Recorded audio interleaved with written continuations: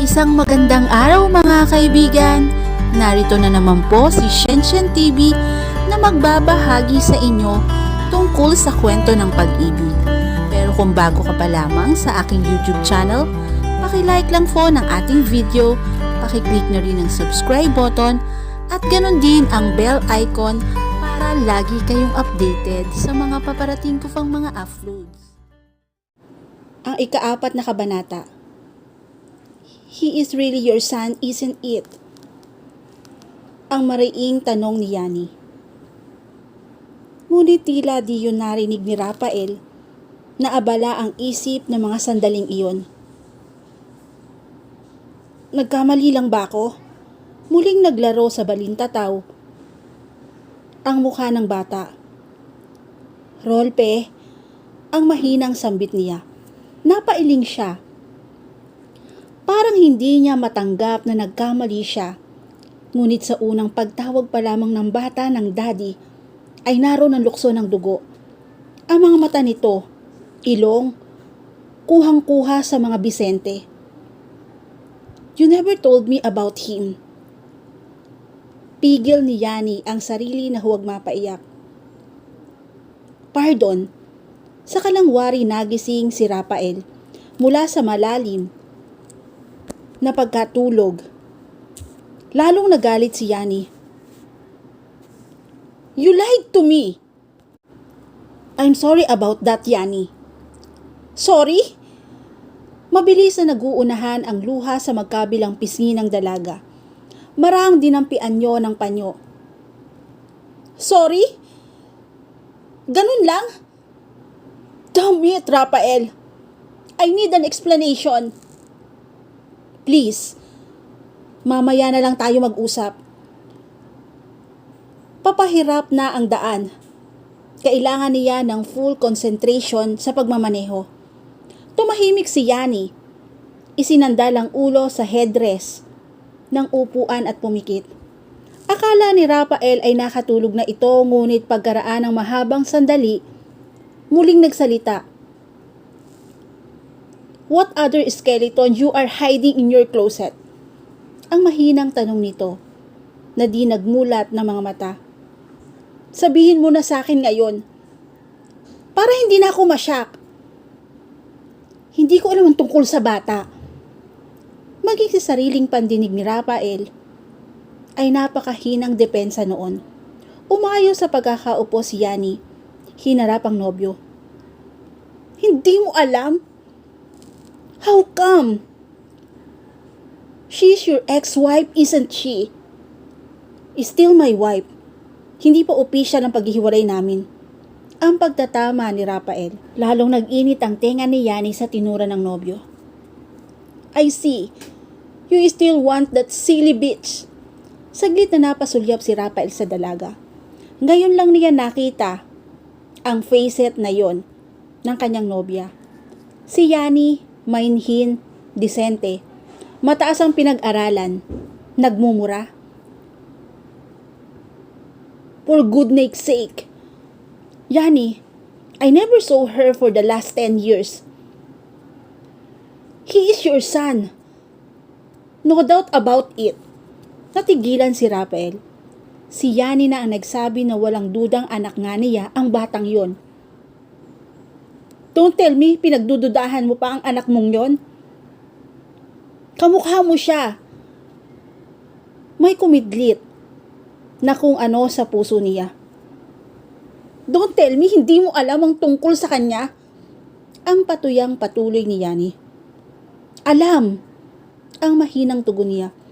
Pero hindi niya maamin kay Yani na nagkamali siya. Naniwala siya sa hindi niya anak ang batang isinilang ni Darlene. Niwan laman lang siyang hawig, kahit kaunti sa picture ng sanggol na ipinadala ni Darlene sa mama niya.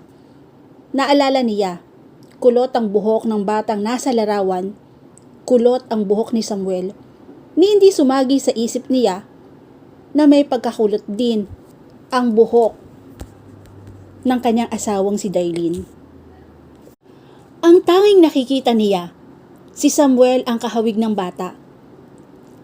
Kung nagkataong dinatnan pa niya noon si Samuel o si Darlene na umuwi siya, Baka nakapatay siya. Paano niya paniniwala ang kanya ang bata? Bago siya umalis, dinatna ng buwan ng dalaw si Darlene. Alam niya, safe ito na galawin niya bago siya umalis. Hindi rin sinabi ni Darlene ang tungkol sa pagbubuntis. Makaraan ng 1 buwan pagkaalis niya. Lagi silang nagsusulatan. Madalas siyang tawagan ni Darlene sa telepono. Pagkaraan ng 2 buwan, nalaman niya ang ginawang pagtataksil sa kanya ni Darlene at Samuel. Nung una ayaw niyang maniwala. Ngunit hindi lang ang mama niya ang nagsumbong, maging ang 2 kapatid. Kilala niya sina Denise at Claudette. Hindi man pabor ang mga ito kay Darlene nang pakasalan niya. Hindi rin mapagawa ng kwento ang 2 dalaga. Nung una binibigyan niya ng katwiran si Darlene. Bata pa ito, mapusok. Alam niya kung gaano kapusok sa kama ang asawa. Malayo siya sa kanyang alam na natukso lamang ito. Ngunit nang mabalitaan niyang umalis ng bahay si Darlene at umalis na rin ng San Vicente si Samuel, doon bumangon ang matinding puot sa dibdib niya. Naisumpa niya si Darlene. Mabutit malayo siya nang nangyari yun. Kung nagkataon narito lang siya sa Pilipinas, tiyak na makakapatay siya. Dahil sa walang sawang pag-alalay at pagpayo ng mga kaibigan, nagawa niyang makabawi at muling bumangon. Si Jerome ay hindi nagsawa sa pag-alalay at pagpayo sa kanya. Kaya nang matanggap niya ang balitang buntis na si Darlene, tanggap na niya kahit masakit sa kalooban. Nagbakasyon siya ng nakaraang 6 na buwan. Napatunayan niyang totoong lahat ng balitang nakarating sa kanya. Hindi na niya tinangkang hanapin si Darlene, baka magdilim lang ang isip niya at mapatay niyang asawa. Muli siyang nagbalik sa Saudi. Matagal siyang hindi umuwi. Hinayaan na munang maghilom ang sugat. May dumating na sulat. Ang mama niya, may kalakip na larawan ng sanggol, anak ni Darlene. Umiiyak sa galit na nilamukos niya ang larawan. Sukdulang pagyurak yon sa kanyang pagkalalaki. Nagawa pang ipagparangalan ng babaeng yon ang anak niya na bunga ng kataksilan. 6 na taong sangkad na hindi umuwi ng bansa si Rafael. Nang umuwi na ng Pilipinas, hindi na siya muling umalis. Inayos niya ang kabuhayan ng pamilya. Maluwang pa rin ang lupain ng mga Vicente. Nag-intensive farming siya.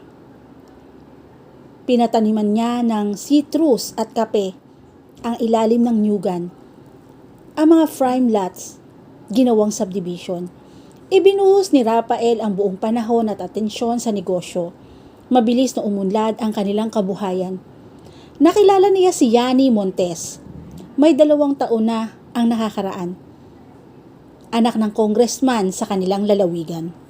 Si Yani Montes, maganda, disente, mataas ang pinag-aralan, may kaya ang pamilya. Kaya hindi na nito kailangang magtrabaho para mabuhay. Wala naman siyang inililihim sa dalaga. Ipinagtapat niya na 10 taon na siyang hiwalay sa asawa. Tanggap naman yon ni Yani at ng mga partido nito. Parehong galing sa disenteng pamilya. Ayaw nilang basta na lamang mag-live-in. Nagpasya na silang magpakasal oras na maaprubahan ang annulment ng kasal nila ni Darlene. Nagbalik si Rafael sa kasalukuyan nang muling magsalita si Yani. What will you do about it? About what? Ang naguguluhang tanong ni Rafael. Hindi siya makapag-isip. Damn it, Rafael. Humalagpos ang galit na kanina pa tinitimpi ni Yani. About them. About them. Obviously, may binabalak ang babaeng yon. What if she will contest the annulment? Lumabas na ang mga insecurities ng dalaga. You know that it will drag on 4 years kung hindi willing na pareho ang mag-asawa. Isang malalim na buntong hininga ang pinakawalan ni Rafael. Hindi ko malalaman ang plano niya hanggat hindi ko siya nakakausap.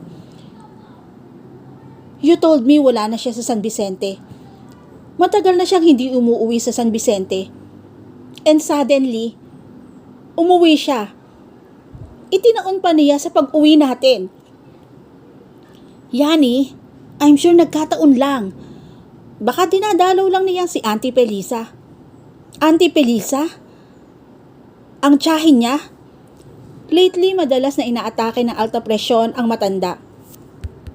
Muling dumilim ang mukha ni Yani. So, may ugnayan pa rin kayo ng ex-wife mo. Stop it, Yani. Walang katuturan ng pagsiselos mo. Of course, may malasakit pa rin ako sa matanda. She's living alone. Beside teacher ko si Auntie Pelisa noong nasa grade school ako. Yun man lang ay tatanawin kong utang na loob. Humalikip-kip si Yani. Halatang hindi naniniwala sa eksplanasyon niya. Coincidence lang ba na lapitan ka ng anak mo? At i-announce na sa buong mundo na anak mo siya? Rafael, napahiya ako. Kahit iilan lang ang nakarinig, it was embarrassing. I'm sorry. Ang matabang na tugon niya. Sa bus, panay ang tanong ni Rolpe tungkol sa ama. Nais ng takpan ni Darlene ang tenga, ngunit ayaw niyang muling saktan ang damdamin ng anak. Tignan mo nga, Mami. Hindi naman ako itinakwil lang daddy sa harap ng kaibigan niya. Pagdating natin ng San Vicente, pupuntahan ko siya ha. Iyan ang huwag mong gagawin, Rolpe. Kung gusto kanyang makita, pupuntahan ka niya. Alam niya ang bahay ng Lola Pelisa mo. Nagmamaktol na tumahimik ang bata. Pagkunwan ay muling umaliwala sa muka. Mami, bakit hindi na lang kayo magkabalikan ng daddy ngayon? At nakita na niya ako. Ibig maawa ni Darlene sa anak. Naghahangad pa rin ito ng isang kompletong pamilya. Yung may tatay at nanay. Ayaw niyang paasahin si Rolpe. Ayaw niya itong masaktan. Anak, sana maunawaan mo ko. Hindi ganun kadali. Matagal na kaming hiwalay ng tatay mo. Yung sulat na nakita mo noon, sulat yon mula sa husgado. Nag-file na ng annulment ang daddy mo. Pinawawalang bisa na niya ang aming kasal. Gumuhit ang pait sa mukha ng bata. Kasalanan mo kasi, Mami. Ang paninisi nito sa ina. Bakit hindi pa tayo umuwi ng San Vicente noon? Sana'y hindi na naisipan ng daddy na tuluyang makipaghiwalay. Ibig mapaiyak ni Darlene sa kanya.